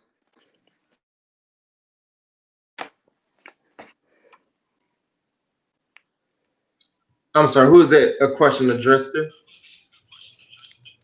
And we're going to start with you, Mr. Brown. Oh, wow, I had to say something. Okay, yeah, that's fine. Well, you know what? In terms of transportation, I really don't see that we have a major problem in Portsmouth. We have a bus system. We're not a large city, so there isn't a need for a large mass transit system, but yet we do have a bus system. We have Uber, of course, and cab service and things of that nature. What I'm mostly concerned about in terms of transportation are the crappy roads. It's insane, particularly the secondary roads. If you go down Elm Avenue in Prentice Park, you'll see that road has not been touched in years. There are major potholes. I mean, it's like the surface of the moon. I think that there's a lot of waste which goes in trying to address the problem. I have seen our city government pave roads which did not need paving, such as Airline Boulevard and Victory Boulevard. So, okay, he put the end sign up. Okay. Hey, I know where you're coming from with that. Admiral. Yeah, good question. So transportation, in my mind, in Portsmouth is really transportation in Hampton Roads. It's a regional problem. And so a couple things we can do. Hampton Roads hasn't always worked together as the community of communities that we are. But when we do work together, the voices of all of those communities coming together, whether it's to the state or to the federal government, is way more powerful than each of the individual voices kind of crying from the wilderness. So there's an opportunity regionally to engage the state to bring money and investment into transportation here locally. But we're a big military town or big military region. There's huge opportunity to engage the federal government through the military. And so I think my connections back into the military will help bring a voice to into the military to bring funding in and help us solve this problem. Awesome. All right, Mr. Clark. Yes, sir. I also agree that this is a big regional issue because Hampton Roads Transit, you know, the cities that participate, you know, we pay a lot of money every year to Hampton Roads Transit. I think we should get together as a region and approach our legislators in Richmond. You know, there should be a direct funding that supports, you know, HRT, and it could come from the fuel tax or something that's already there that we could have a direct line of funding to it. Because the issue that we face with the tolls, that we're being choked off from everybody. So I think if we work together regionally, we might have more people willing to use HRT and streamline it because the cost of going on the bus could be cheaper to get across the river than what the toll is for a one-way on a car. So I think it's very important that we work together in a regional aspect and improve our transportation for everyone all across the Hampton Roads area. Thank you. Awesome. So 30 seconds. Each of you, start with the Admiral. Do you have anything you would like to respond to from one of the other candidates? Yeah, so it's not only a regional issue to bring resources here, but it's also a regional issue to kind of figure out what's the plan. So for instance, light rail. Why don't we have light rail that carries the largest amount of traffic that we have here into Norfolk Naval Station? Instead, we have light rail that comes into downtown Norfolk. Well, so if we're going to solve a regional problem, we need to have a good regional plan that everybody kind of buys into. And frankly, the tolls on the tunnels wasn't approached as a regional problem, and we're suffering as a result. Awesome. All right. Mr. Clark, do you have anything to comment on? 30 seconds. Yes, sir. You know, since Admiral Hugo just brought up the transportation about the light rail, I think we missed a great opportunity when they built the Midtown Tunnel. I feel that it should have been wide enough that we could have had tracks in the Midtown Tunnel that would have brought light rail across the Elizabeth River to us. Because as it stands now, if you tried to build a bridge, you know, it'd have to be so high or a drawbridge because of the ships that come up and down the Elizabeth River. So I think there was an opportunity missed there. And one thing that I wasn't happy with when they built light rail is being that it was electric. I think it would have been better off if it was natural gas, and that way it could have went anywhere without running the electrical lines. Thank you. Awesome. Mr. Brown, any comments? Appreciate what Admiral Hugo and Councilman Clark had to say about regionalism. Regionalism has a place. I think that Portsmouth should be a player, but we have some serious problems in this city, and I would like to see us focus on our problems. All right. All right, gentlemen, that concludes my question segment. Seiko, you got the ball. Hey, I want to. Okay. We've had a couple of other great questions that have populated from some Portsmouth residents. One is Sergio O'Neill. He asked about recreation and defunding. Defunding has become a more popular term now, so it's kind of interesting. But recreation in the city has been prone to defunding since the 80s. What would you do to reverse this trend, Admiral? Yeah, this is a good question. So I'll kind of take it back to prepping our kids for jobs. So after school programs to bring STEM skills. Star-based victory is a great example. But additionally, just after school recreation. I mean, recreation is important to teach team skills. And there's no job you go to, there's not very many jobs you go to where you're not part of a team. And so I think the investment that the city's trying to make to consolidate recreation facilities into sportsplexes is probably the right approach.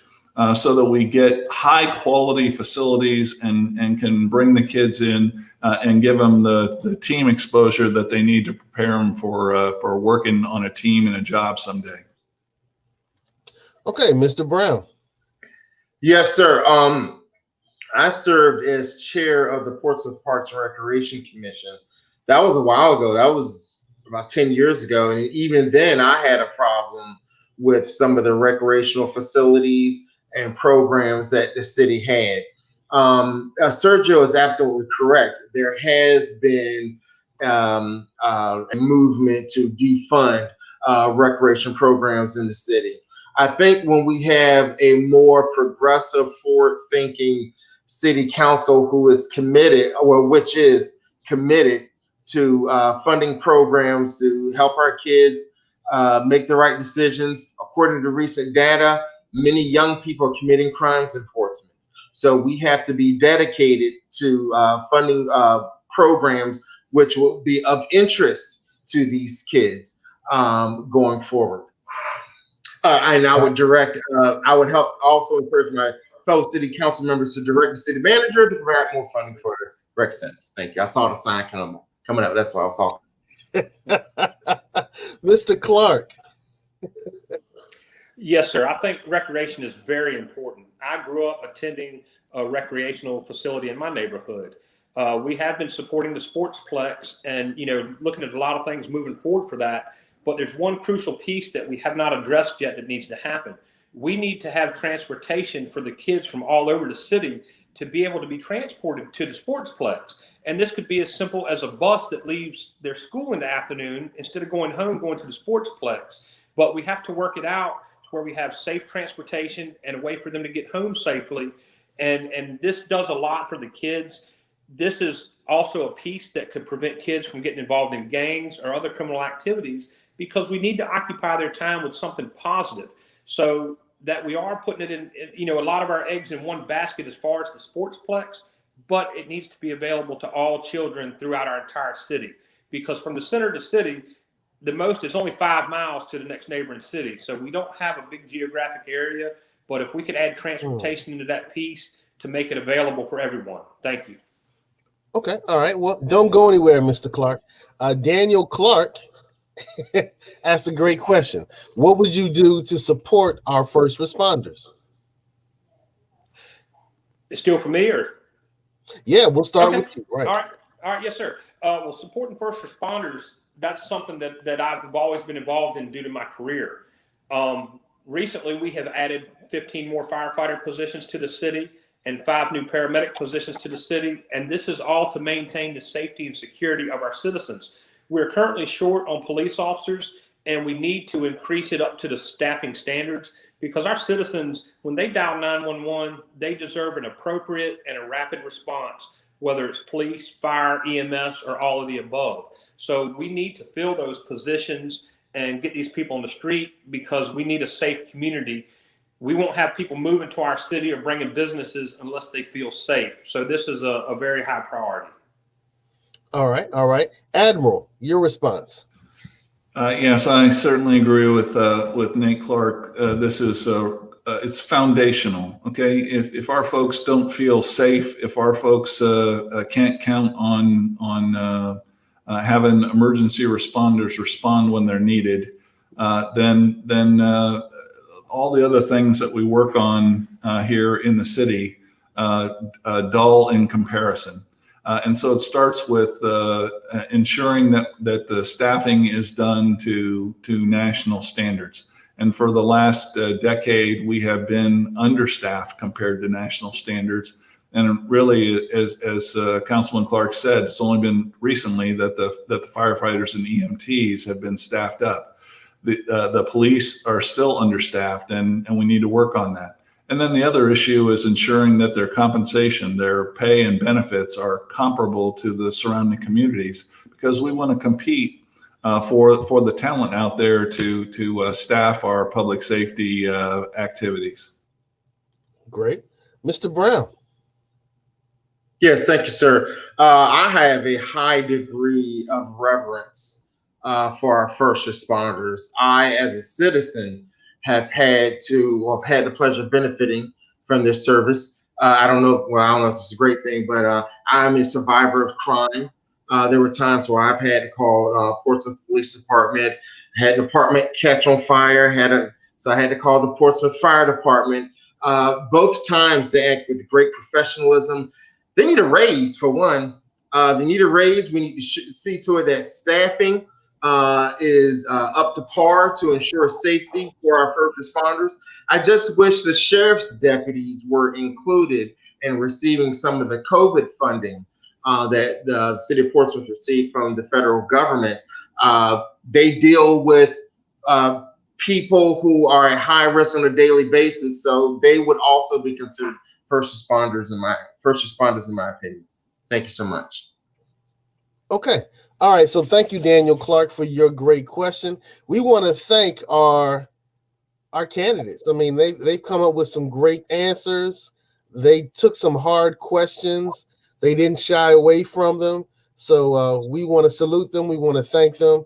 Yes. It's been a great night. So Admiral, thank you for your time. Thank you for your service. Ed Brown, thank you for your time. Thank you for your service. Nathan Clark, thank you for your time. Thank you for your service. And we want to bring back Joelle Jones and I Am Onyx. We just want to get a little commentary going on. We had some great candidates tonight for the great city of Portsmouth, the city that helped cut my educational teeth. I want to thank the city of Portsmouth for everything it did. I am a product of Portsmouth, even though I didn't grow up in Virginia at all. So salute that. Onyx, what are your thoughts? You know, you're a lifelong resident of P-Town or Portsmouth, Virginia. What are your thoughts? Does this give you hope? I have several. So the first thing I want to say is I really, really enjoyed the conversation around the parks and recreation, because that's something that we need, and that is something that benefited me growing up. So I really, really enjoyed that conversation. There are a few things that I just wanted to address, though, in regards to policing and those type of things. Oftentimes, when the word defunding the police comes up, and I think this is for all candidates, they automatically think that we don't want police officers, that people don't want police officers, and that is not what defunding the police means. And that is very important to understand, because when you're working with the community, defunding is a catchphrase, but what defunding the police means is that police officers have been made a catch-all for everything that happens into society, right? So when there are things with mental illness and there are homelessness and those type of things, police officers are often called. They're overworked, they're underpaid, and those type of things happen. What defunding the police means is that we will call professionals out to handle those situations instead of police officers. So I would just like to clarify that and have our officials, regardless of what they're running for, understand the difference between defunding the police, because I don't think that anybody is ready for a policeless society. So there are multiple things that go into defunding the police. It's not getting rid of the police, it's not taking away their funding altogether. It's making sure that we have trained professionals to handle situations that the police were never designed to handle in the first place, because they aren't a catch-all and they should never be a catch-all. The other thing is, I believe that a lot of times the candidates, regardless of what they're running for, they are afraid to speak candidly about the situation that is facing America when it comes to policing. We are on the precipice of being able to move one way or the other, depending upon how we arrive and answer at this moment. So we were all raised to believe in police officers. They are some of the greatest heroes that we've ever known. I think we need to make it clear, and everyone needs to understand that no one believes that all police officers are bad, but we can't use little phrases like bad apples, because bad apples don't murder people. Bad apples don't murder unarmed people. It's a little different when you have a mantle to uphold. So I think that we have to be very careful when we address those things. It's not a bad time to be a police officer in America. It's a bad time to be a bad police officer in America. And we need to have open and honest dialogue about that if we are going to move forward in Portsmouth and America as a whole. So I would just like to see more transparency and us not being afraid to call things as they are when we're discussing things, and saying that we are going to impact the communities and we're going to change the communities and we're going to involve the communities. We have to call it like it is, because I'm a fan of the police. for the most part, because I understand that police protect and serve and they put their lives on the line every day and they're underpaid and they're overworked, and I get all of that. But at the end of the day, there are a lot of bad police officers out there, but the most of them are good, but we have to call it like it is and not be afraid to address those situations. Wow. Okay. Joe. Wow. I hate to even ask you to talk after that.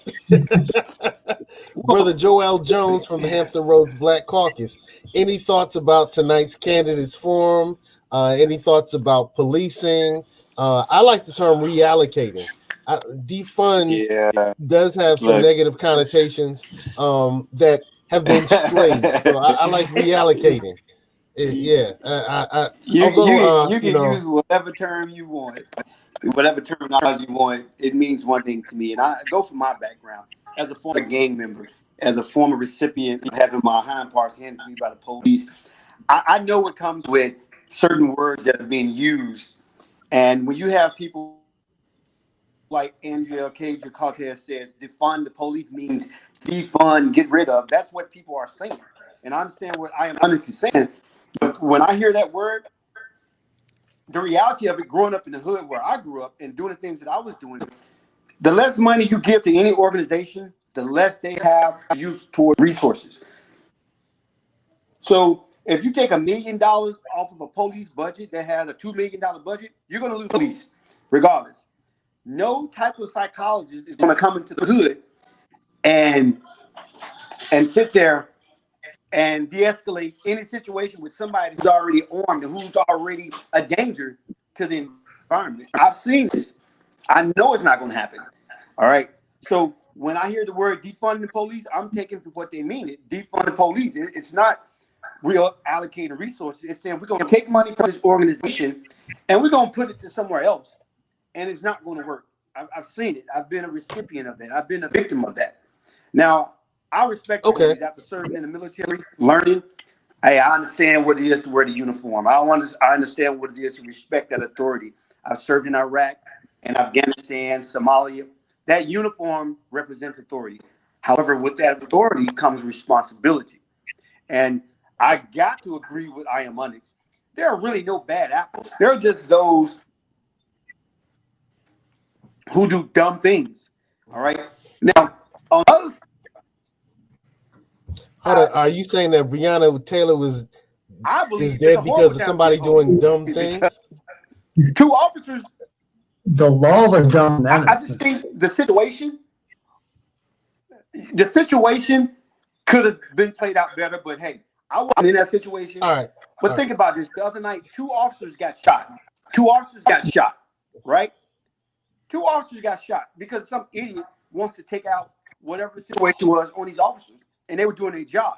So right now, the stigma with police is that people are given on the news media is that we don't want you. And we know that's not the case in the community. When you got 81% of black people being told saying, hey, we want more police. So we understand that we want police. However, the media is not portraying that. They're showing only the bad things and what people are doing to the officers. So let me interject because I want to kind of wrap up what happened tonight with our candidates. And I realize this is such an emotional time. I've been angry for 2 or 3 days now, so I realize it's an emotional time. 30 seconds. So I Am Onyx. Anything else you want to say about the candidates and their vision for your beloved city of P-Town? I think they just need to be. I think they just need to be open, honest, direct, and not be afraid to speak the truth. Because in Portsmouth, we're tired of politics as usual. We don't want the same old status quo. We don't want you hiding behind anything. Tell the truth. With great power comes great responsibility. And this is why I'm not voting to November the 3rd, because everyone's going to earn my vote. And I don't care whether you're the Republican or a Democrat. I need you to be a status for change and change in the right direction of Portsmouth. I come from one of the most notorious neighborhoods in Portsmouth, Virginia, London Oaks, and we've seen it all. So guess what? I'm going to need you to show up. I'm going to need you to tell the truth, and I'm going to need you to get to work. And I need a plan. Okay. Salute to London Oaks. I used to hang out there. So, hey, I'll tell you, Mr. Brown was definitely, I'm just saying this, Mr. Brown was a lot more candid. Mm-hmm. He was a lot more open. And I could tell that, honestly, because what he was saying resonated based on the city board, the permits, that stuff that you got to be in there to know what's going on. That's really impacting what's going on around. So, and I understand Admiral, he's more of a political person because of his background. So he's only going to speak in terms of, well, just the big picture. I get all that. But like I am Onyx said, hey, man, this is the time where you need to let the people know that I'm here because of these issues. And some of that, it wasn't all. Mr. Brown pretty much put it out there. All right, that's what I put it there. Okay. He put it out there. Okay. I was impressed with all of the candidates. Me too. Yeah. Oh yeah. And I have to admit, if I'm living in Portsmouth, and I live in Virginia Beach, the great city of Virginia Beach, VB1, VB1, also B1, B1. I'll say that. Some of you caught that. I was impressed, and I would say that if I were a Portsmouth resident, I would have a hard time deciding who's going to represent me. So that's a good thing that you have choices. It's a good thing you have choices. And now the great thing is the same way that these candidates said, I would like your vote. You can say, I would like you to do this. Mm-hmm. The same way they ask for your vote, you can demand something for your vote. And a lot of us grew up thinking that we had to go by whatever the platform was of the candidate. Well, let me see what their platform is. I'll skip that. It's about what you need, what your community needs, what your family needs. And if they can bring home the bacon, that's the person you're going to support. But let me stop. Conrad Chesventer, you're a great political mind. We're not going to talk. Any thoughts before we end tonight, brother? I know you were a timekeeper, but you got a chance to take copious notes and to hear some great talk. Any thoughts? Anything that hit you before we get out of here? Well, I appreciate seeing some of the incumbents on. I also appreciated that an admiral is in the race, but I really, really like the idea of youth enthusiasm springing forth from the community and going forth to council. So I really like Deandre, I like Dante, because they show that the future is around the corner and brighter than ever. Okay, Good and point. Ladies and gentlemen, you've been watching. Hey, go ahead, hold Joelle. up. Go ahead, Joelle. Because I think during that mission, maybe we should suggest we do a discussion about them, because there's a lot more to really go on about what each candidate said. However, our last three, as I am Onyx mentioned, we predominantly spoke on them because those were the last time we really spoke with. Maybe I suggest to have during that intermission, we kind of discuss what those particular candidates spoke about, so we could have that thoughts of what they were speaking going into the next set of candidates. If we separate this again. We'll do that that's tomorrow. my suggestion. Tomorrow we have the mayoral candidates for the great city of Portsmouth. So, man, tomorrow is the beast. This is going to be the big dogs, the big dogettes, the big canine people. The pit bulls. I'm trying to be inclusive. I'm trying to be inclusive. Are we splitting up? Yeah. So tomorrow, no, it won't be split up. So we'll have everybody at once, but we will have more commentary. I do want to say that we do have the mayoral race tomorrow. On the 28th, we have the school board race for Suffolk. On October 1st, the Suffolk City Council race, and October 3rd, the mayoral race. So this has also been brought by the New Journal and Guide. We want to thank all of our sponsors. We want to thank I Am Onyx. Yes, good to have you, girl. Pleasure to meet you, I Am Onyx. You too. LL Cool Rad. Yes, love the new name.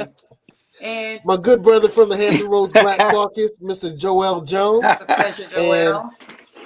Hey, we want to say thank you. The timeless agent of Seiko Varner. You've been taught in council through 44 decades, and you've been looking the same since 1990. 44 She said 44 just a little heavier. Oh my goodness. Hey, good night. This show was brought to you by Positive Vibes Incorporated, our consulting services. We do credit fixes. We do tax resolution. We lend private money and debt consolidation. So if you need some of these services, we're waiting here for you. credit fixes, tax resolutions, private money, and debt consolidation. Make sure you call Positive Vibes Incorporated. Take care.